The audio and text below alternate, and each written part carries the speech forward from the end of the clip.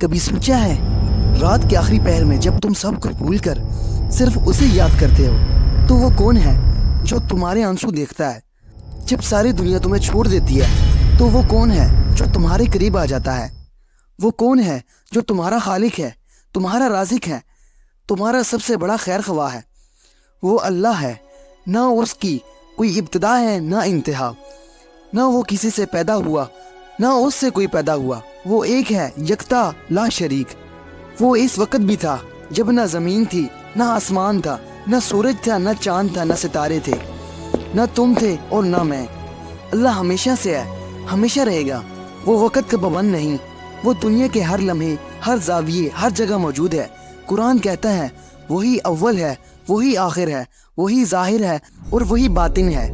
کیا تم جانتے ہو تم نے کتنی بار گناہ کیے، کتنے بار وعدے توڑے، کتنی بار خود کو اللہ سے دور کیا، اور پھر بھی اللہ نے تمہیں رزق دیا، صحت دی، ماں کی دعائیں دی، نیند دی، ہوا دی، پانی دیا۔ کیونکہ اللہ تم سے محبت کرتا ہے۔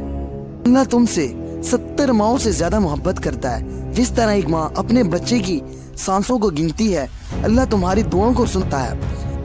قرآن اللہ کا کلام ہے، اس میں اللہ نے خود کو ایسے الفاظ میں بیان کیا ہے جو انسان کے دل کو چیر کر رکھ دیتا ہے۔ اللہ لا الہ الا ہو الحی القیوم۔ اللہ اس کے سوا کوئی معبود نہیں، وہ زندہ ہے، ہر چیز کو قائم رکھنے والا ہے۔ اللہ سب سے زیادہ رحم کرنے والا، جس نے قرآن سکھایا۔ اور پھر سورہ اخلاص میں اللہ تعالیٰ فرماتے ہیں، کہہ دو وہ اللہ ایک ہے، بے نیاز ہے، نہ اس کی کوئی اولاد ہے نہ وہ کسی کی اولاد ہے، اور اس جیسا کوئی نہیں۔ ہندو مذہب میں برہما کو خالق کہا جاتا ہے، پرمیشور کو سب کچھ پیدا کرنے والا مانا جاتا ہے۔ بہت سے ہندو ایک عظیم طاقت پر یقین رکھتے ہیں جسے وہ بھگوان یا پرماتا کہتے ہیں۔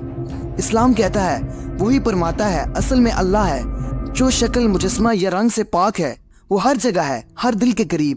عیسائی گاڈ کو محبت کہتے ہیں، بائبل میں گاڈ از لو، اور اسلام کہتا ہے اللہ سب سے زیادہ محبت کرنے والا ہے۔ یہودی یہوہ کو خالق مانتے ہیں جو ہر چیز پر قادر ہے، وہی رب الاسلام میں اللہ ہے، واحد لا شریک۔ اسلام صرف یہ نہیں سکھاتا کہ اللہ خالق ہے، اسلام یہ بھی سکھاتا ہے وہ تمہارے دلوں کے راز جانتا ہے۔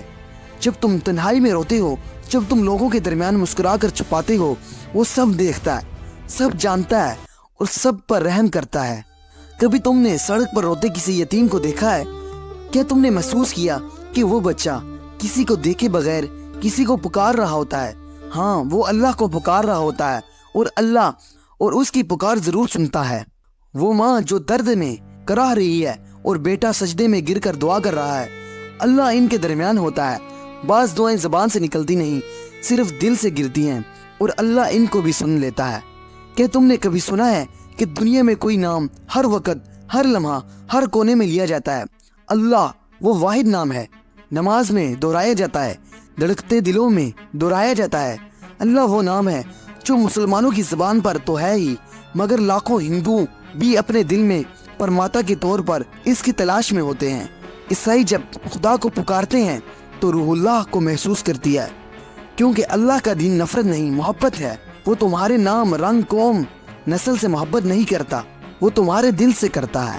چاہے تم سچ تلاش کرنے والے ہو یا گناہوں میں ڈوبا انسان، اگر تم نے اسے سچے دل سے پکارا وہ تمہارے پاس آ جائے گا۔ قرآن کہتا ہے، اور جب میرے بندے تم سے میرے بارے میں پوچھیں تو کہہ دو میں قریب ہوں۔ اللہ تمہیں جانتا ہے، اللہ تمہیں سنتا ہے، اللہ تمہیں چاہتا ہے۔ تم جہاں بھی ہو، جیسے بھی ہو، جتنا بھی ٹوٹے ہوئے ہو، بس ایک بار دل سے اسے پکارو اور دیکھو تم کبھی تنہا نہیں رہو گے۔ اللہ صرف ایک مذہب کا خدا نہیں، وہ ہر اس انسان کا خدا ہے جو محبت، سچائی اور رحمت کی تلاش میں ہے۔ تمہارا اللہ تمہارے ساتھ ہے ہمیشہ، لیکن اللہ کو تلاش کرنے کا ایک طریقہ ہے، وہ اسلام ہے، جس میں حضرت محمد صلی اللہ علیہ وسلم نے ہمیں اللہ کے بہت قریب کیا ہے۔ ایک اسلام ہی ہے جو سچا مذہب ہے۔